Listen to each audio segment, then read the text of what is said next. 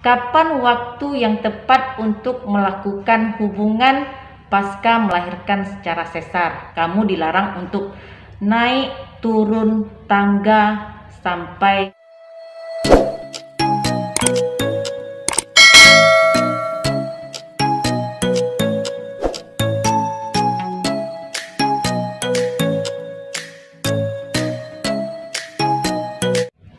Assalamualaikum warahmatullahi wabarakatuh. Ketemu lagi dengan saya, Devi Febriani. Terima kasih sudah klik dan menonton video ini. Di video sebelumnya yang ini saya sudah upload, kamu bisa nonton di channel YouTube saya. Dan di video kali ini saya akan membahas mengenai apa sajakah yang harus kamu perhatikan, yang harus kamu lakukan untuk mempercepat proses pemulihan pasca operasi sesar. Apa sajakah itu? Berikut penjelasannya. Proses pemulihan atau proses penyembuhan pada setiap orang itu berbeda-beda. Ada beberapa orang bisa sembuh dalam waktu 4-6 minggu, tapi ada beberapa orang lagi yang pada minggu ke-24 masih terasa nyeri. Pada waktu 24 jam pertama pasca operasi, kamu akan bed rest total. Kamu hanya bisa melakukan aktivitas miring kiri atau miring kanan. Kemudian pada setelah 24 jam pertama, kamu akan dianjurkan untuk bangun dari tempat tidur, memulai mobilisasi awal. Jadi ini harus kamu lakukan secara perlahan-lahan, berjalan berlahan-lahan, tidak boleh cepat, untuk menghindari tekanan pada area luka operasi. Karena ini akan menyebabkan rasa nyeri jika kamu berjalan dengan cepat. Kemudian setelah kateter terbuka, karena sebelumnya kamu menggunakan kateter selang urin, maka setelah terbuka, maka kamu akan dianjurkan melakukan berkemih secara mandiri. Mungkin awal-awalnya sangat susah, tapi kamu bisa melakukannya dengan memancing perkemihan kamu itu dengan menghidupkan keran air. Jadi untuk memancing agar proses berkemih kamu lebih mudah, kamu bisa membuka keran air atau kamu bisa memercikkan air sedikit-sedikit ke daerah kemaluan kamu. Biasanya proses rawatan operasi seksio ini berlangsung 3-5 hari. Kemudian bila tidak ada komplikasi, kamu akan dianjurkan untuk pulang. Setelah pulang, kamu akan menjalani beberapa perawatan mandiri di rumah. Ada beberapa hal yang harus kamu lakukan. Yang pertama, tentu saja kamu dilarang untuk melakukan aktivitas fisik yang berat, seperti senam aerobik mungkin, atau berenang, atau bersepeda, dan lain sebagainya. Tapi bukan berarti kamu berdiam diri begitu saja. Jadi kamu bisa melakukan aktivitas ringan, seperti berjalan, tapi lakukan secara berlahan. Bila kamu ingin melakukan aktivitas yang lebih berat, di atas berjalan, kamu bisa melakukannya pada minggu ke-6 sampai minggu ke-8. Tapi jika kamu ingin melakukan aktivitas yang lebih berat lagi, kamu bisa melakukannya pada minggu ke-12.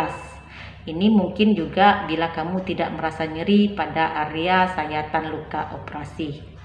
Selanjutnya, hindari membawa barang-barang yang berat yang melebihi berat badan bayi kamu saat itu.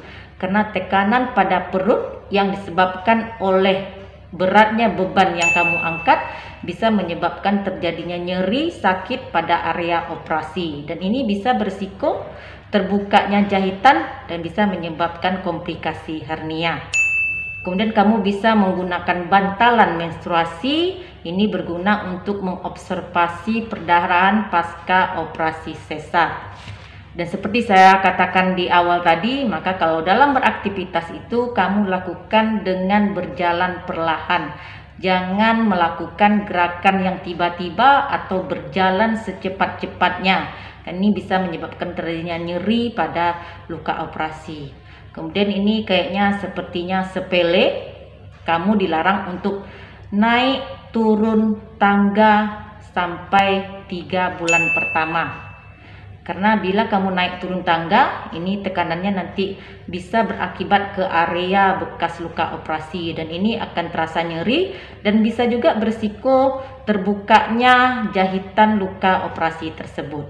Dan ini merupakan informasi yang biasa ditunggu-tunggu bagi para pasangan yang pasangannya menjalani proses melahirkan secara sesar. Kapan waktu yang tepat untuk melakukan hubungan pasca melahirkan secara sesar? Jadi pada proses melahirkan secara sesar atau proses melahirkan secara normal tidak berbeda. Jadi waktu yang dibutuhkan adalah setelah minggu ke-6, maka boleh melakukan hubungan. Kemudian jangan lupa kamu harus mengkonsumsi makanan yang bergizi. Ini untuk mempercepat proses pemulihan. Dan yang terpenting, makanan itu harus tinggi serat. Makanannya tinggi serat, maka fesesnya akan lebih lunak, maka akan kamu mudah untuk mengeluarkannya. Jadi tidak akan terjadi proses sembelit atau kamu tidak akan mengedan pada saat buang air besar. Minumlah minuman air putih yang cukup. Ini untuk memenuhi juga nutrisi kamu terhadap cairan. Kemudian kamu harus menjaga kebersihan diri sendiri. Kemudian bila kamu melakukan proses mandi, maka kamu harus pastikan luka tersebut tidak terkena air. Kamu bisa mengganti plesternya menggunakan plester yang tahan air, atau bila tidak ada, kamu bisa menutup luka tersebut dengan plastik atau sejenisnya. Tapi bila pada saat kamu mandi juga terjadi basah, maka kamu harus ganti perban tersebut dengan perban yang kering, tidak boleh basah. Kemudian ini yang sangat penting sekali dalam melakukan perawatan pasca operasi sesar, yaitu perawatan luka itu sendiri. Jadi untuk merawat luka bekas operasi tentu saja kamu harus cuci tangan. Jadi sebelum dan sesudah ganti perban operasi kamu harus cuci tangan. Jadi saya sudah pernah upload kapan waktunya kamu untuk mengganti perban dan bagaimana caranya. Kemudian luka operasi tersebut tidak basah, tidak boleh basah. Seperti yang saya katakan tadi, mandi harus menggunakan plester tahan air atau tutup dengan plastik. Saya juga sudah pernah upload videonya kapan kamu boleh atau luka kamu boleh terkena air.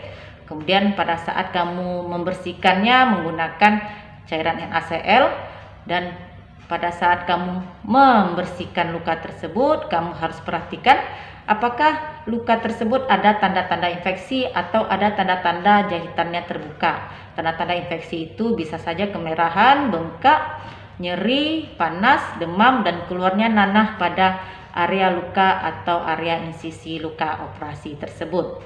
Jangan lupa makan obat-obatan yang sudah diresepkan dokter pada saat kamu pulang dari rumah sakit. Pada operasi seksio sesaria biasanya benang yang digunakan adalah benang yang bisa diserap dengan teknik subkutikuler. Jadi untuk pengangkatan benang pada proses operasi seksio sesaria tidak perlu dilepaskan karena dia akan diserap oleh tubuh. Demikian sedikit informasi dari saya, semoga bermanfaat. Jangan lupa like, komen, dan subscribe. Dukung channel saya ini agar lebih berkembang. Terima kasih sudah menonton. Stay healthy. Assalamualaikum.